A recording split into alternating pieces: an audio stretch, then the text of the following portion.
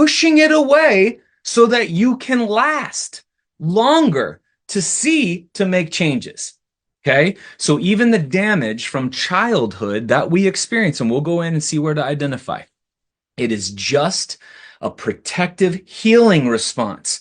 Now, everyone else is going to be like wound, negative, bad mom, bad dad, negative response, negative response. You got to dissolve that. You got to fix that, fix that. And now you see where I'm getting. Oh, you've got digestion stuff. Oh, you got hormone stuff. We got to fix it. Oh, you got pulled muscles. You got stiff joints. You got calcifications. You got herniated discs. Fix it, fix it, fix it, fix it.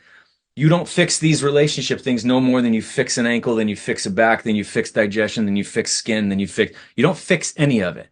So if we come from a place of honesty where it's coming from and we're true about it, we're honest about it, like our fucking badass bodies created a healing response that had us survive a healing response from mom and dad, which will tie this all together because all they're doing, as I said, they're just swelling.